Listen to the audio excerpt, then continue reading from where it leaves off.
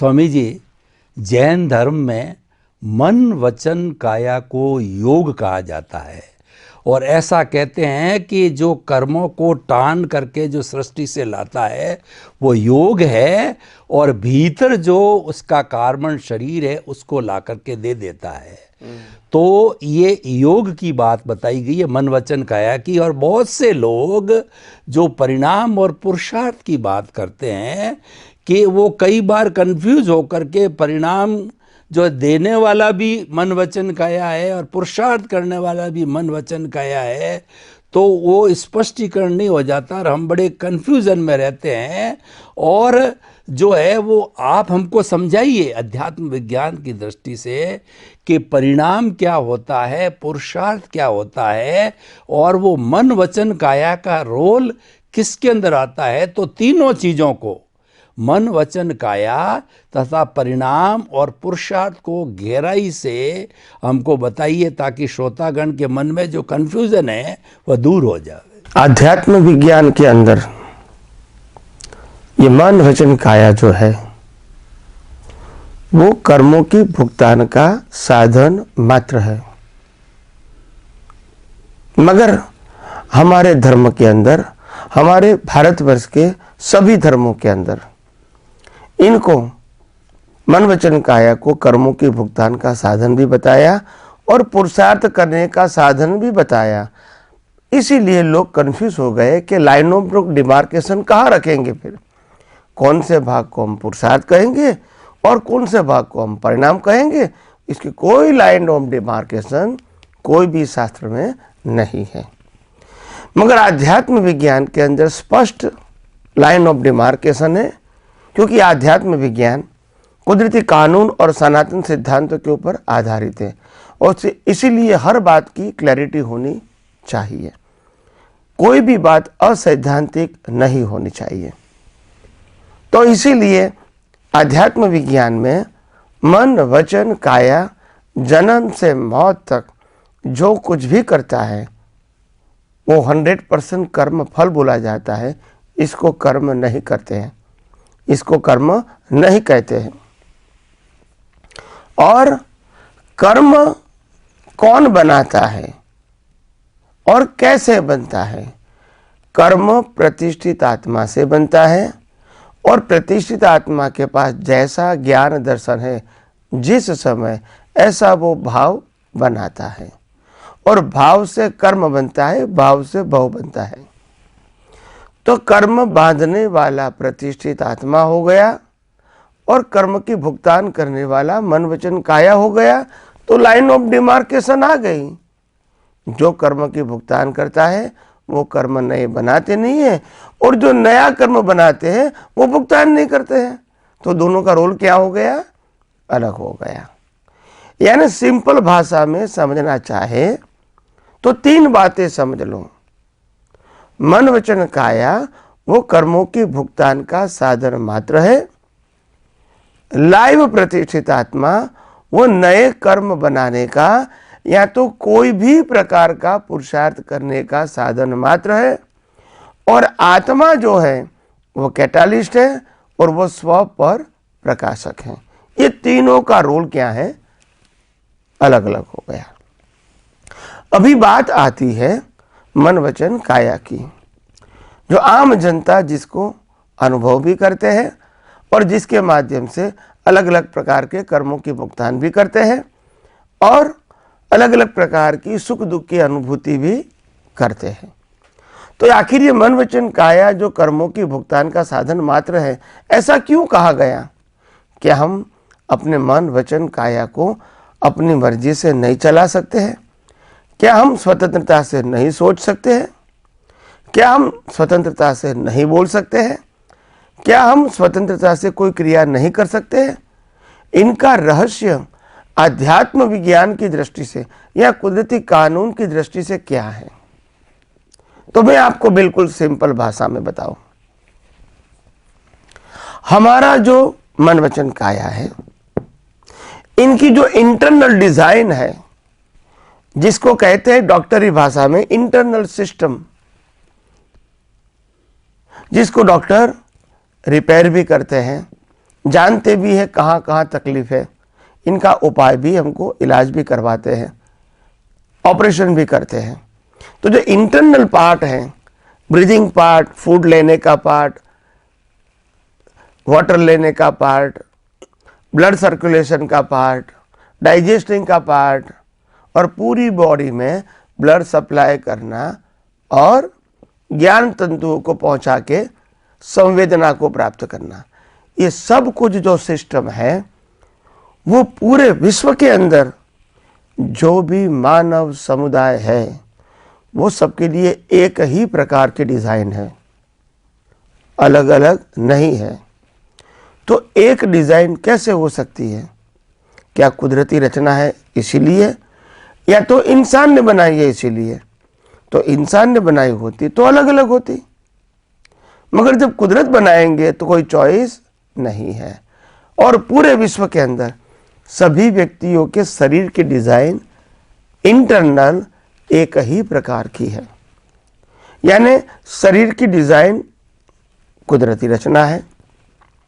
उसके बाद ये बाहर जो शरीर दिखता है हार्ड फॉर्म वाला, वो किसका है या किसने बनाया?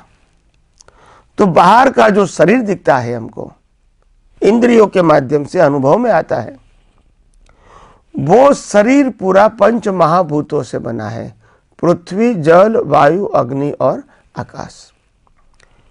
ये पंच महाभूत जो है, ये पंच महाभूत जो है वो किसका है? वो तो कुदरत का है। तो डिजाइन भी कुदरत की और पंच महाभूतों का शरीर भी किसका है? कुदरत का है, क्योंकि पंच महाभूत कुदरत का है। फिर आगे जाएंगे तो भी कुदरत ने शरीर तो बना दिया, फिर कुदरत कहती है हमको अभी 100 साल तक इसको जिंदा रखना है, अप्रोक्सीमेट। तो फिर जिंदा रखने के लिए हवा, पानी, खुराक भी चाहिए, मिनिमम रिक्वायरमेंट। वो भी कौन देगी? कुदरत देगी। हवा, पानी, खुराक का मैन्युफैक्चरिंग नहीं होता है, it is not main made, it is a totally nature made. तो 100 साल तक इसको चलाने के लिए, लाइव रखने के लिए हवा, पानी, खुराक भी कौन देगी? कुदरत देगी। तो पहले डिज़ाइन कुदरत की, फिर पंच महाभूत कुदरत का, फिर 100 साल तक जिंदा रखने के लिए मिनिमम हवा, पानी, खुराक चाहिए, वो भी कौन सप्लाई करेगा? कुदरत करेगा। फिर आखिर इंसान प्रश्न करेंगे कुदरत को या ज्ञानी भगवान को, क्यों हमको 100 साल जिंदा क्यों रखते हो? तब ज्ञानी भगवान फरमाते हैं आपके कर्मों के भुगतान के लिए। फिर इंसान प्रश्न करेगा भी कर्म क्या किया है वो तो हमको मालूम नहीं है, तो भुगतान कैसे आएगी? तो कुदरत कहते हैं आपका काम सिर्फ कर्म बनाने का है। कर्म के भुगतान, कर्म के कानून के मुताबिक क्या देना है, संजोग क्या देना है, स्पीच कैसी होनी चाहिए, एक्शन कैसा होना चाहिए, कर्मों के भुगतान के संजोग कैसे होने चाहिए, सत्ता, संपत्ति, संबंध और साधन के रूप में, ये सब हमारा खेल है, ये आपका खेल नहीं है। आपका काम एग्जाम देना है, हमारा काम रिजल्ट देना है। रिजल्ट में आपकी कोई भी सोच नहीं चलेगी, कोई भी प्रायोरिटी नहीं चलेगी, कोई भी पसंदगी नहीं चलेगी। आप चाहे राम हो, चाहे कृष्ण हो, चाहे महावीर हो, कुदरत के कानून के मुताबिक जो संजोग आएगा उसी को ही भुगतान करना पड़ेगा, नो चॉइस। कृष्ण भगवान का जन्म भी जेल में होगा, नो चॉइस। राम को वनवास जाना पड़ेगा, नो चॉइस। राम की सीता उठा के ले जाएगा रावण, नो चॉइस। भगवान महावीर को कान में खीला लगाना पड़ा, नो चॉइस। भगवान महावीर को दीक्षा लेनी थी, बड़े भाई भाभी ने मना किया, नो चॉइस। तो मन वचन काया के ऊपर हमारी 100% चॉइस ही नहीं है।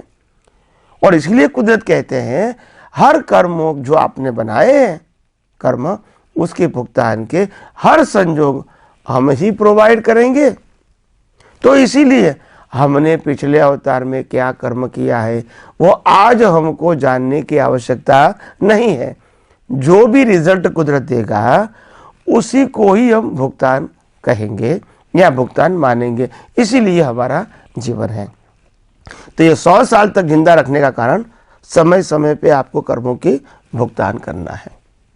उसके बाद जब एंड, हमारा श्वास भी कौन बंद करेगा? वो भी कुदरत करेगा हमारे आयुष्य कर्म के मुताबिक, उसमें भी हमारी चॉइस नहीं है। इन शॉर्ट, जन्म से मौत तक मन वचन काया का क्रिएटर, ऑपरेटर एंड डिस्ट्रॉयर तीनों कुदरत है। और इसीलिए हमारे आध्यात्म विज्ञान के अंदर अनुभवी ज्ञानी के आधार से मन वचन काया की अवस्था मात्र कुदरती रचना है।